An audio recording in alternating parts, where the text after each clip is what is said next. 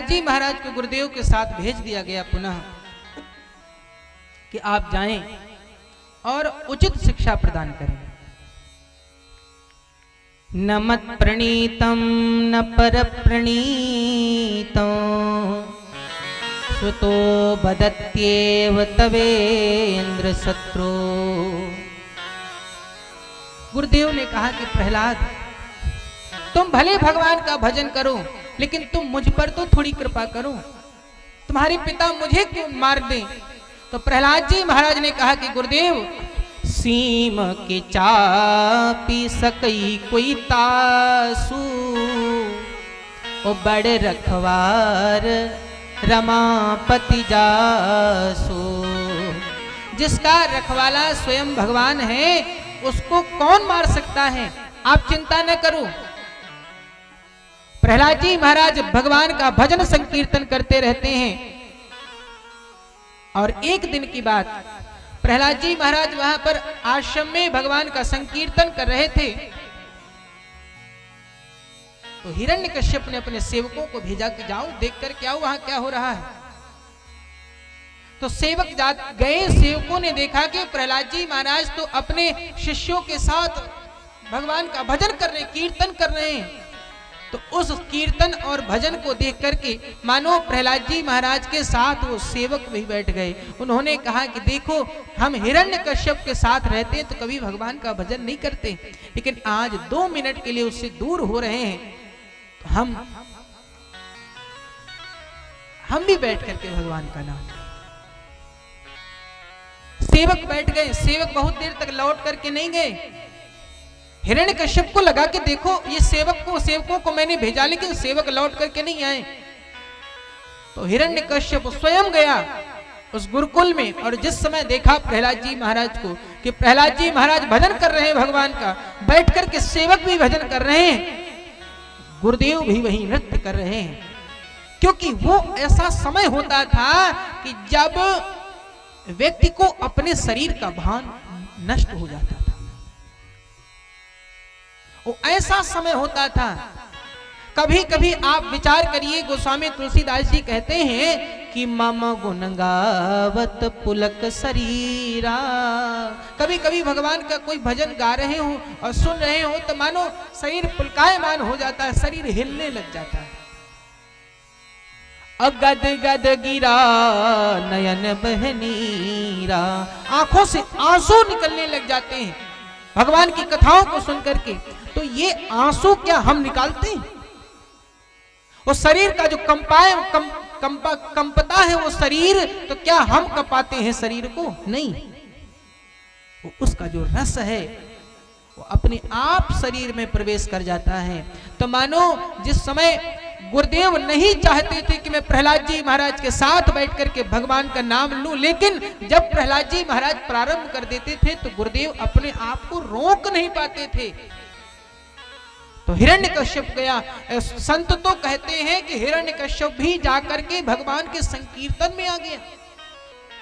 लेकिन उस समय जो प्रहलाद जी महाराज के मित्र थे, उन्होंने देखा कि हिरण्यकश्यप किनारे जाकर के खड़े हो गए। डर करके प्रहलाद जी महाराज ने देखा कि मेरे पिता किनारे जाकर के खड़े हो गए। अब सब खड़े हैं किनारे, लेकिन केवल संत कहते हैं हिरण्यकश्यप भगवान की मस्ती में लीन है। और जब शांत हुआ तो उसने कहा कि मैंने कहा था संडामर्क कि भगवान का, नारायण का नाम उच्चारण नहीं होना चाहिए।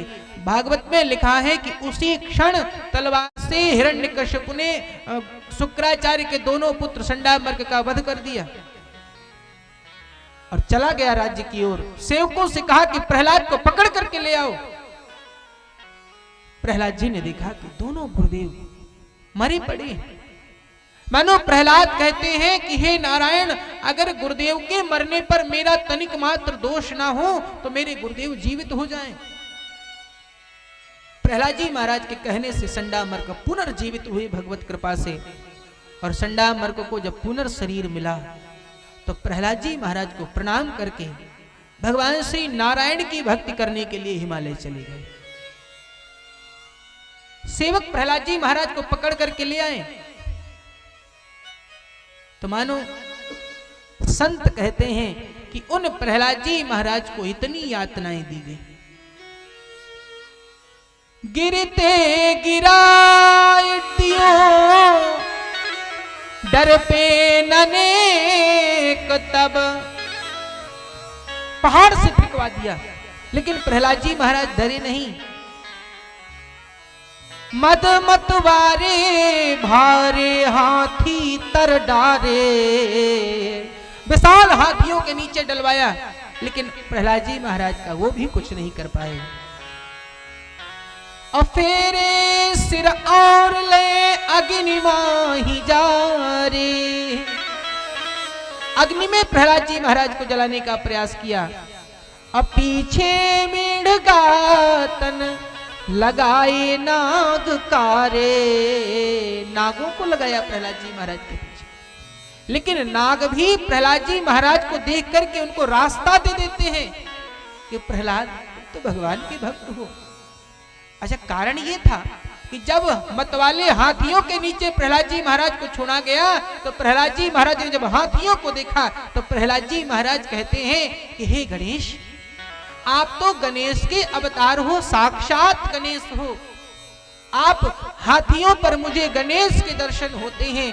तो भगवत कृपा से वो हाथी शांत खड़े हो गए। जब नाग छोड़े गए तो मानो प्रहलाद जी महाराज उन नागों को देख करके उन नागों में भगवान श्री शंकर का ध्यान करते हैं और कहते हैं कि हे भगवान शंकर, ये तो आप हैं और आप मेरा क्या करेंगे। तो नाग भी किनारे चले जाते हैं कि हे प्रहलाद, मैं तुम्हारा कुछ नहीं कर सकता हूं। ये प्रहलाद जी महाराज की भक्ति है कि भाव के प्रेम में मगन कछु जाने नाही, ऐसे प्रहलाद पूरे प्रेम मतवारे हैं। भगवान की भक्ति में लीन है, प्रहलाद को मार नहीं पाया, हार गया। एक दिन उदास बैठा था, तब तक उस हिरण्यकश्यप की बहन एक थी जिसका नाम था होलिका, जिसको होलिका के नाम से जानते हैं। उस बहन का ओरिजिनल में जो नाम था, सत्य का जो नाम था, उसे डुंडा कहते थे। बालक को जलाने के बाद उसका नाम होलिका पड़ा, लेकिन उसका नाम था डुंडा। डुंडा जानती थी कि ब्रह्मा का वरदान है मुझे, डुंडा तो जहां पर जिस अग्नि में जाकर के प्रवेश कर जाएगी, अग्नि तेरा कुछ नहीं बिगाड़ सकती। लेकिन ब्रह्मा ने यह कहा था कि हे डुंडा, तो जिस अग्नि में अगर किसी के उपकार के लिए प्रवेश करेगी तो तेरा अग्नि कुछ नहीं करेगी। लेकिन आज उसको लगा कि जैसे मैं अगर किसी को मारने का भी प्रयास करूं तो अग्नि मेरा कुछ नहीं करेगी, क्योंकि ब्रह्मा का वरदान है। उसके पास गया और उससे कहता है कि अरे बहन, तुम कुछ प्रयास करो, वरदान के कारण ए बहिना, नहीं आग में तू जल पाएगी, और जल जाए दुष्ट ये पुत्र मेरा, छाती ठंडी हो जाएगी।